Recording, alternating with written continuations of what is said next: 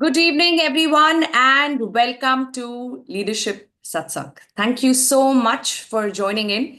It's been some time that we connected live because of the new format that we've decided to follow in 2025. And that is only to avoid this tech glitch that happens sometimes. And I don't want to take away the experience of these satsang sessions for you. So that's why the change. 8:30 instead of 8 o'clock. I'll keep reminding till it becomes a new routine. And of course, a live session every last Tuesday of the month. And that's what it is today. So welcome to this live Leadership Satsang. Thank you so much for joining in. Before I welcome you all, let us bring ourselves into this moment. And we do that by practicing chanting together. We will chant Om 5 times. You know the drill.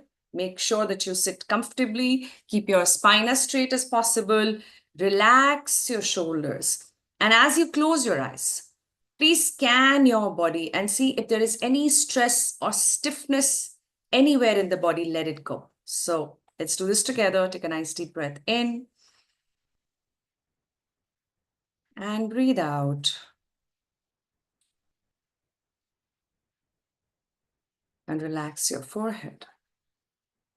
Completely relax your face, your neck, and shoulders. Relax. See if you need to readjust yourself to be comfortably seated wherever you are.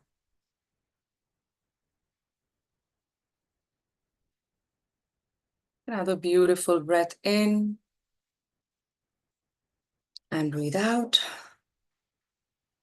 And as we breathe in again, we will chant Om together 5 times. Keep your attention onto your breathing. Take a nice deep breath in.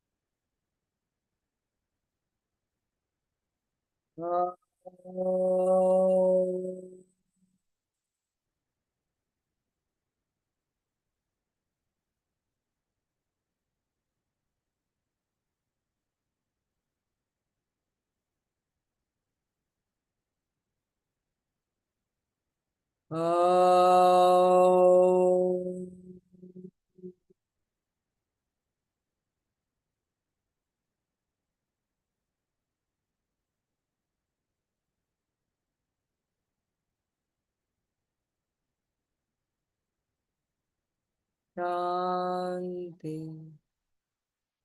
Shanti,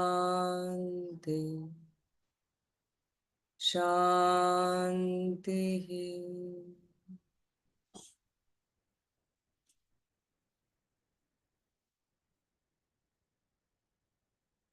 And whenever you're ready, rub your hands together and gently place them on your eyes, in your face, in your ears, in your neck and shoulders, in your entire body, and slowly come back. Wonderful. So tell me, how are you feeling right now? And where are you joining me from? How are you feeling? Let's quickly have a sharing on how you're feeling after this chant. And I'm hoping that this has now become part of your routine, that you bring in 5-10 minutes of chanting in your daily routine. Please do that if you haven't yet started doing it. If we can feel so relaxed and calm in just 2 minutes. Imagine how you will experience this. And I'm hoping for longer. If you could go ahead and do it for like 10, 15 minutes, you will just refresh, re-energize yourself, right? And with that energy, you can create whatever you want, right? We all keep looking out, seeking peace. But you know what? It actually lies within us. And that's why it is so, so important to learn how to develop that connection with self, and hence the need to understand spirituality. You know what I'm saying? So every time I speak about spiritual leadership, people see it as two different words. Until we see it as one word, it becomes very difficult for us to lead the right way, because the right way to lead is to lead with authenticity, your authenticity. Lead in a way that reflects your personality, which comes with its own strengths, as much as there are gaps and imperfections, and we all have, right? Who doesn't? But as much as we need to be aware of those imperfections and those weaknesses, we also need to know how to keep strengthening our strengths. And the strengths that you're aware of, most of it probably has come from some feedback that people have shared with you. What they see in you is how you've understood yourself to be. While that is an important reflection of who you are and how you show up in this world, what's even more important is to learn how to look within yourself. Have your own independent assessment and understanding of who you are and who you want to be. And these are the kind of questions that you need to answer for yourself, to yourself.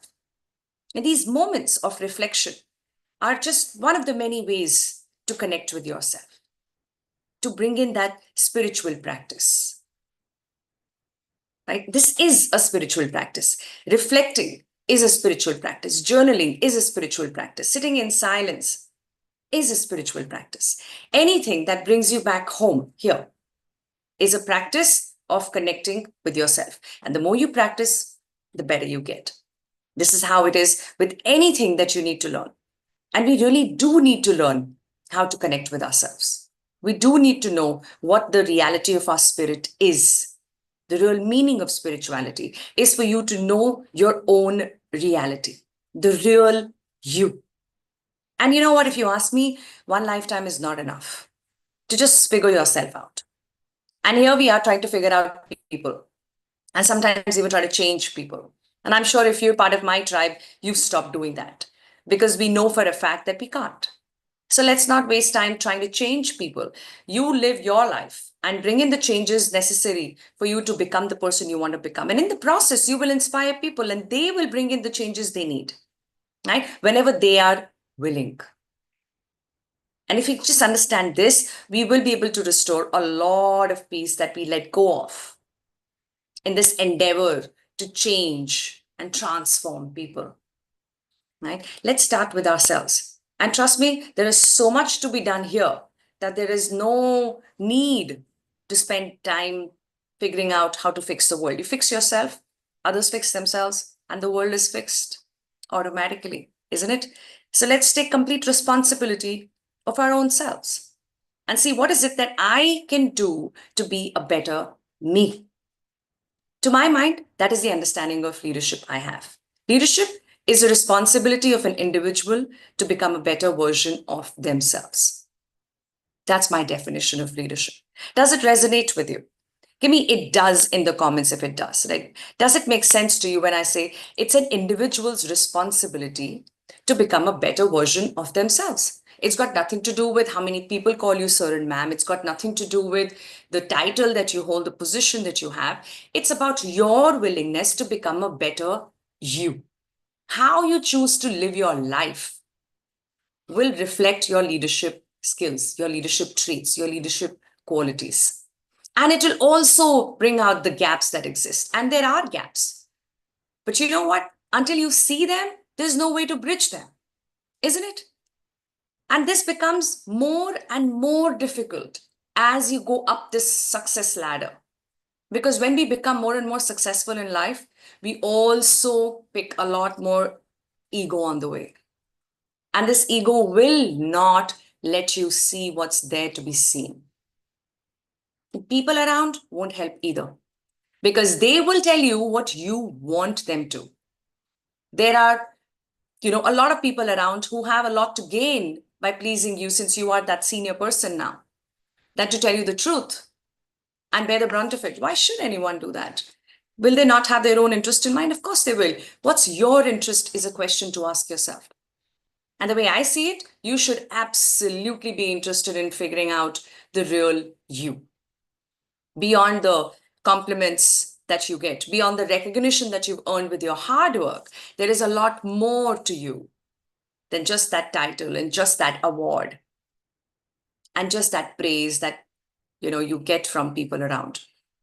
So every single time you show up for these sessions, by the way, you're giving yourself an opportunity to look within. Every single time. Thank you so much for doing that. And while this remains our weekly practice, there is a lot that can happen in between the two satsang sessions. And that is for you to implement things that you're realizing. You see, I've always said that realization without an action is only a thought. And there's no value of thoughts. You know why? Because there are just so many that keep crossing your mind all the time.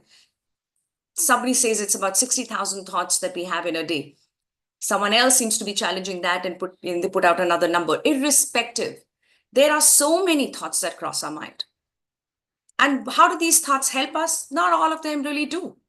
In fact, some thoughts just only take us back. The negative thoughts that stays with us for longer because we give it too much attention. Well, let that be a topic for another day.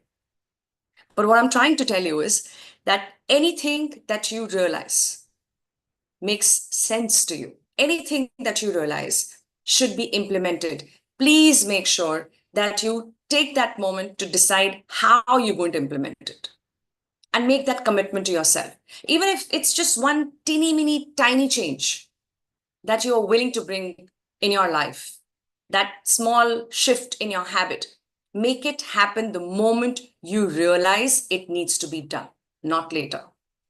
Because later will never happen. You know it. It just will never happen. So the last thing I want is for you to spend this time with me and say, Yukti, this was a great satsang session. Well, I'm hoping that you feel that way, but that's not what I want of it. What I really want is for you to take back that one thing that you're committing to change, that one thing that you want to bring into your practice, just that one thing. Imagine if we could pick one such thing every week, we're automatically becoming a better version of ourselves. We are automatically taking that step forward. And this step forward is not necessarily, climbing up. It's about going deeper down within yourself. And that's the real sign of growth. When you can go deeper, it's not just going higher, it's about going deeper. Because when you get into that depth is when you understand the real meaning behind everything you do. This purpose and meaning that we keep looking for. Meaning should be in everything you do. There's no one meaning to live for, isn't it? That what is the meaning of my life? What's that big purpose of my life? Everything that you do can be done with a sense of purpose. Imagine looking at it that way. And then you will know there is so much purpose in everything I do. There's no one purpose, but everything I do has a clear purpose. Maybe that purpose is to serve. Maybe that purpose is to challenge my strengths. Maybe that purpose is to raise the bar. But every single thing I do with a sense of purpose. And that automatically ensures that I live a purposeful life. You know what I'm saying? How simple is that? And simple is powerful. Simple is powerful. We're just too used to complicating stuff. We love complicating. We do. And then we go around finding ways to make it simple. Something that's already simple can be left that way, isn't it? So let's simply show up for these satsang sessions and listen carefully. And in these sessions, of course, you will also, the last Tuesday, you will also get to ask questions. And as somebody is asking, their question and sharing their challenge, see what's in it for you and which part of this is going to add value to your life. If you can, please do share it in the comments as well, because that's really something I look forward to. I would love to know, what is it that you are willing to bring in as a change, as an improvement, as a better version of yourself? That's the real success of these satsang sessions. Do you agree? Give me agree in the comments, please, if you do. And as you do that, let me welcome you all. PC, so good to see you. Good Lord, I think I haven't seen you for a very, very long time. Sahil, thank you for joining in. Nandakumar, Mamta, you here, fantastic. She's my support system. She's my sis. I love how she stretches herself to be here for me. Thank you so much, Mamta. Indi, thank you for being here. Murugan, Ram Prasad Lal, thank you so much, everyone. Meghna, so good to have you. Fantastic, fantastic. Thank you, Ashwin. Thank you, everyone, for joining in. So good to have you all here. All right, so with that, let me open the house for your questions. Please bring it on, BIO, bring it on. Bring on your questions. And as you do that, I'm going to give you a quick recap of the topics that we have covered in the previous satsang sessions of this month. Right, so we talked about how to prepare for this new year and make it a brand new year. What is the right way to plan? I even shared my planner with you all. That was the first satsang session of this month. And then we talked about if rules are important, or are rules holding us back, or are rules giving us a structure? We talked about the various leadership lessons that we learn when we actually learn to achieve these goals, right? So one thing is setting the goals and the other is to achieve it. So how do you create a tracker? How you break a goal down into efforts and keep your focus on the effort and not the result. Efforts obviously are aligned to the result that you want, but keeping just the result in mind doesn't help, because we can only get the result after the efforts are put in. We don't know what the results will be. It's like writing an exam. You can study as well as you can, and then you make sure that you put it all down when you have to write your exam. What results you will get? Well, you will only know once it's corrected and the report card is in your hand, right? So don't worry about it. Just put in your effort. As it said in Sri Bhagavad Gita as well, right? That we got to focus on karma, our work, and then let's see what phal we get, the result. But there is a lot of structure, understanding, science, framework around effort as well. It's not just random effort. It's structured effort. Effort aligned to desired goals. I've talked about that in the last satsang session. If you missed it, please go back to it. It will completely change the way you look at goal setting.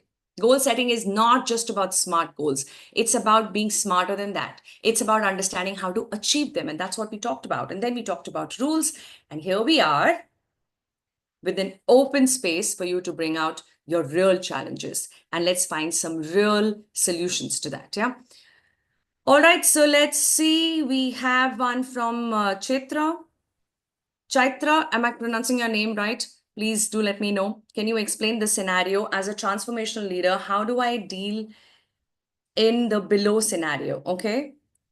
One of my team member has old parents at home where she has to take care of them. But in her workplace, they have an annual big event. So I'm not clear about your question here. Let me try reading this again. Is this a complete question? You're sharing a scenario. As a transformational leader, how do I deal with this? What is it that we're dealing with? One of my team members has old parents at home, where she has to take care of them. But in her workplace, they have an annual big event. Okay, so what's the question? Can you please elaborate, Chaitra? There is a question, how can your team member manage to take care of parents while they have to be at the event? Is that the question? I'm not sure if I've understood. Can you please help me understand so I can make an attempt to help you deal with this challenge? And in the meantime, the house is open. Please put out any questions that you may have or any challenge that you're facing, and let's see what we can do about it. Yeah, Chaitra, explain. Yeah, Dipashri, thank you for elaborating, but let's see what, what's on their mind. Actually, let me get a little more understanding. So Dipashri, let's look at your question. What's one leadership skill I should focus on developing this year? And also, how can I overcome self-doubt as a leader? Oh God, that's a loaded question. Loaded question. Okay, let's look at that one leadership skill. We know that leadership is not one skill. There are many skills, right? More than 100 skills come under this category called leadership skills. So what is that one skill that you should learn depends upon the gaps that you have been able to identify in yourself. Having said that, I personally believe that if we are able to improve our ability to just listen, a lot of issues get resolved on its own. We are in a lot of hurry to conclude. We are in a lot of hurry to respond. And that is why those responses seem to be reactions, because they are. You just react to every situation, every statement said, everything that happens around us. There is an instant reaction we have to it. Right? Response requires better listening. And just because we can hear doesn't mean we listen. Listening requires a lot of empathy, a lot of respect for the person who's speaking, a lot of tolerance, a lot of patience. So imagine, as you work on your ability to listen, so many other things about you are improving automatically. You're creating space for someone other than you to be there. You're learning how to coexist with people who are not like you. How do you understand different perspectives? Only listening can help us do that. So see if you can be a better listener every single day. And I shared a tip on that in one of the satsang sessions, if you remember, and that's Fiji, Fiji. Focus on the person, show interest when people speak, avoid J and I, which is judgment and interruption. You keep Fiji in mind and it'll help you to be a better listener. So definitely identify your gaps, right? But if there's one skill that you want to spend this entire year on, work on your listening and see what happens. It's more than 70% of communication. Not just communication, but effective communication. What makes communication effective is your ability to listen. Right? So let's go with that, Dipashri. And the second part is on self-doubt. So how can I overcome self-doubt? Let me start by saying that self-doubt is not all that bad, right? It has earned a bad reputation because we get stuck in that state of mind. They get stuck with the doubts. That's a problem. Having those doubts, that might not really be a problem, because when you have a doubt is when you stop and relook, when you revisit, right? When you want to have a deeper understanding of what's happening, how prepared you are. Your self-doubt will give you the humility to be better prepared. It'll give you the courage to work harder, try harder. So let's not look at self-doubt in a negative way. With that said, getting stuck in the situation will freeze you, and hence you will not be able to take that step. So the reason why doubt is seeping in is because a part of you wants to be better prepared. I am not so sure if I can do this. I'm not so sure if I can make a video. I'm not so sure if I can write a book and write it well. Okay, so I'm doubting my ability. Why? Because I really want to do this well. I want to do it really well. And I want to add value with whatever I'm doing. Or this is my intention behind whatever I'm doing. So what is this doubt doing for you? It's making you rethink.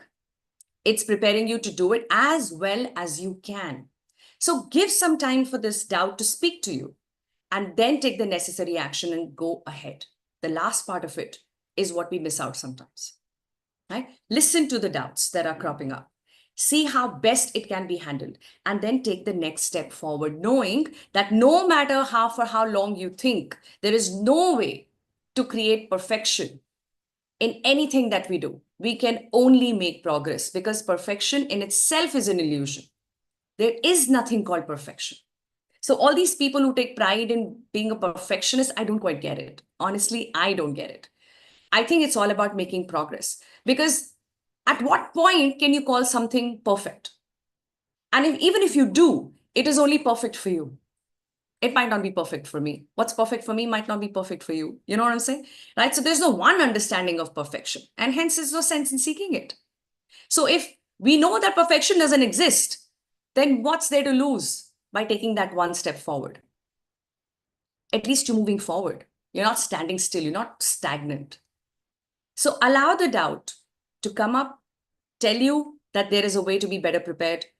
Take the learning from it and move forward. I hope that answered your question, Debashri.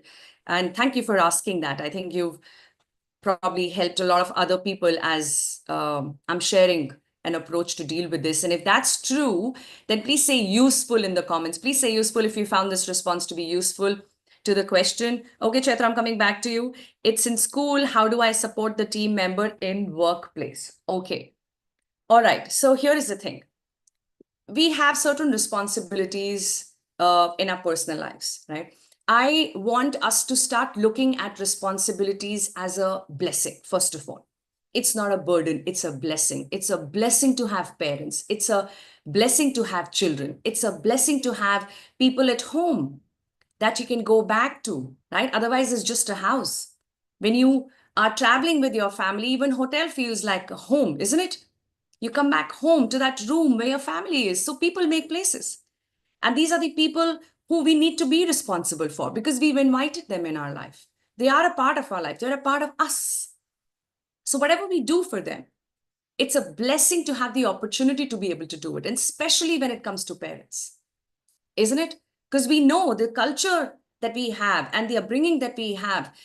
The moment you become a parent yourself, your priority shifts from you to this beautiful child you've given birth to, isn't it? And that's exactly what your parents did for you. So now it's your turn to take care of them. And while that's important, it's also important to bring food to the table. It's also important to earn.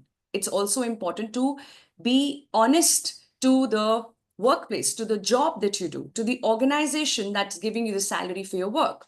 Right? My dad always used to tell me from the first job that I ever picked up, right? For the first time I stepped out in the corporate world, he said, you know what? You have to make a commitment to yourself that if you earn X, you have to give minimum 10X value to your organization. Otherwise, you're cheating on them. I can never forget this because he never let me forget it.